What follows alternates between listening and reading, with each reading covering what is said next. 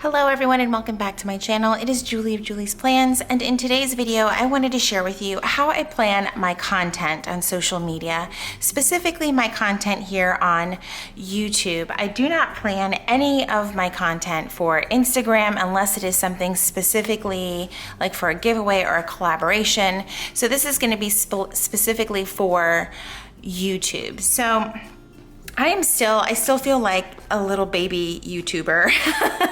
And I'm sure I am on like the grand scheme of things and the YouTube universe. But when I first started off scheduling my content or just trying to be a little bit more intentional with when and how I put content on YouTube, I was using this smaller Erin Condren monthly petite planner, and it's part of her whole petite planner line. It is this sort of like bound notebook that I believe it's A5 size, and it worked out really, really well. But again, I also wasn't recording as much. As you can see, this was like back in January. And I loved it because it was so portable and I could use it as part of my on-the-go folio system, and it would always be with me. One of the benefits of this particular system is that it does come with a lot of notes pages in the back, and this is where I would keep ideas or notes on products and things like that I wanted to have with me as I was filming. And as you can see, there were only a few pages left, but I took a lot of notes. I love, especially when I'm doing reviews, to do like a pro and con list, make sure that I include pricing and where to find all of the information, things like that.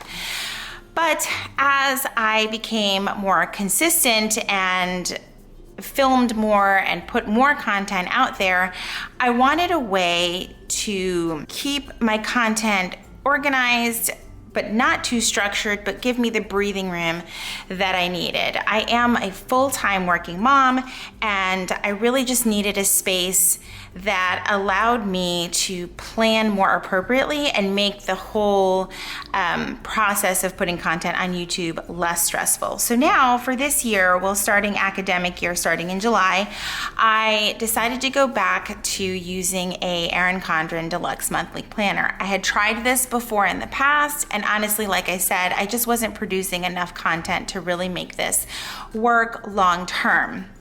So this time I said, I'm going to give it another go. I feel like I have a handle on what it is that I'm doing and what content I want to put out and how regularly. So I made this cover, or I should say I ordered this cover from Erin Condren. It's her marquee cover, and I just put film edit upload since this is primarily for YouTube. I thought it was really cool. I absolutely love it. I'm probably never going to change this cover. It's one of my favorites. So on here, I just have the cover page, just my name, my Instagram, my blog website, which is very neglected. We won't talk about that right now.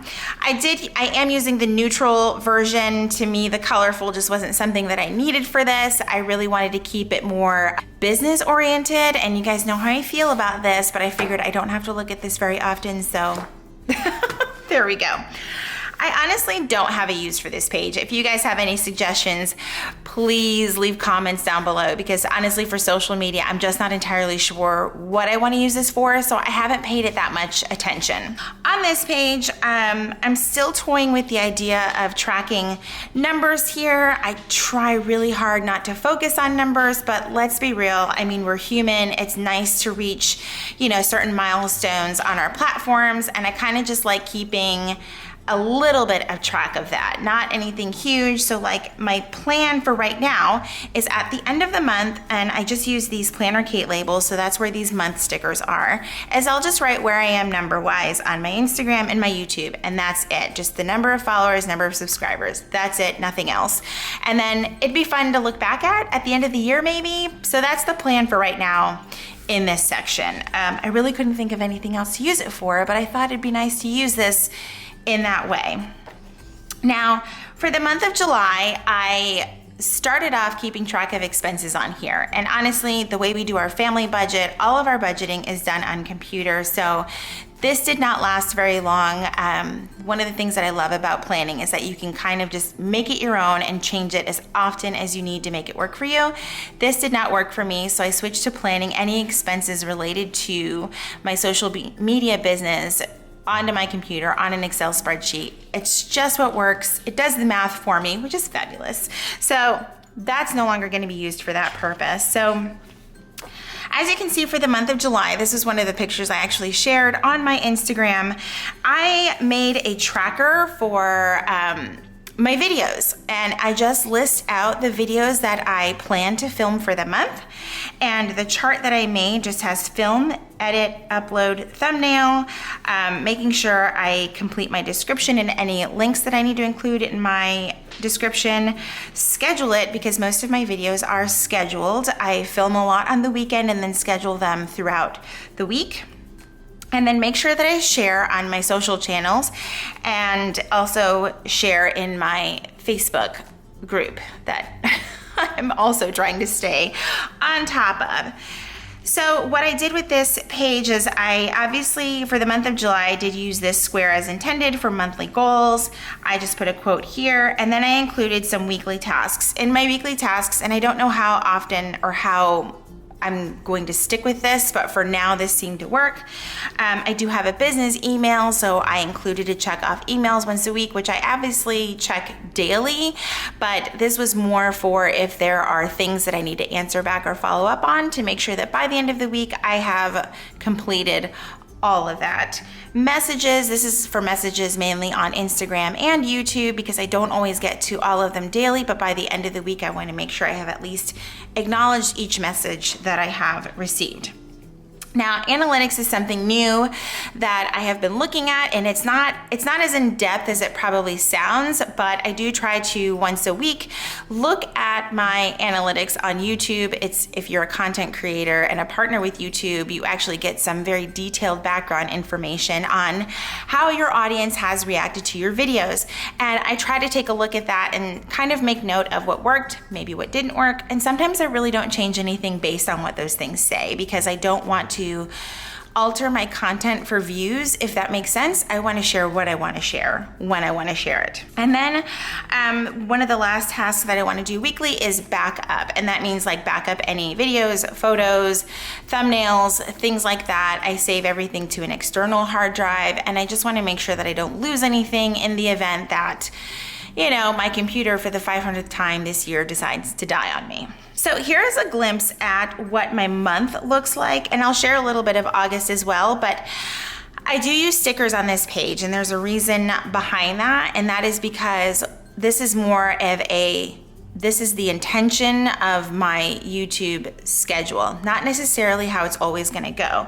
So for like the month of August, in the perfect world, every video would be ready to go Monday, Wednesday, and Friday. But obviously it started off that way in July, but we had to move some things around and some things got shifted to Saturday. And that's why I like using stickers on this part of my content planners, because I would love everything to go as planned, but I want to be flexible with this. Like I said, I work full-time outside of the home. YouTube is not my primary source of income.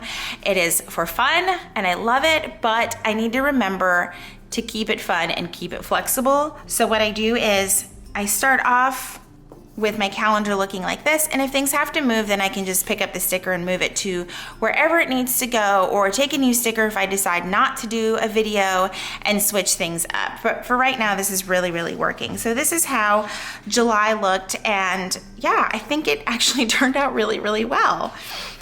And in this section, I have these pages clipped because there's some business information on here, but in the Erin Condren Deluxe monthly planner, you get a lot of notes pages, and I use the notes pages for various things. For example, I had a business call this past week and I wanted to take notes on our discussion, just various things that were talked about, and I kept the notes here in this part of my monthly Deluxe planner. I also use it for product reviews, like I said, the same way that I used it here in this petite planner. If I'm sent an item to review or I purchase something and I want to review it, I like to give some space to sort of do like a brain dump of my thoughts on the product, where it can be found, the pricing, all the information, and I kind of just keep it to the side when I'm filming. That way I don't forget to touch on any topics, or in case I do, I can just go back and remember to add it in to filming or add it into the description of my video. Now for August, what I decided to do on that front page, like I said in July, I was tracking expenses. Well, now what I'm gonna try and do is keep a running list of my favorites, both planner related and or lifestyle related. So this way, at the end of the month when I'm thinking of making that video, because it is something that I hope I can continue to add monthly. I haven't done it every month and I'd like to. So I will keep things that I'm really loving in mind and add them to the list as if I feel that they belong on my favorites list. I think this will be fun to try for this month to see how it's gonna work out for me, and hopefully there will be an August favorites video for you guys. So following along, I did the same exact thing for August. I just drew out this chart on the dot grid page here. And this is, like I said, all of the videos that I intend to film for the month of August. I don't give them dates on this page because, again, like I said, I want to be flexible with myself. That way, if things happen, I mean, life happens. It's always, you know, something's always going to happen, right?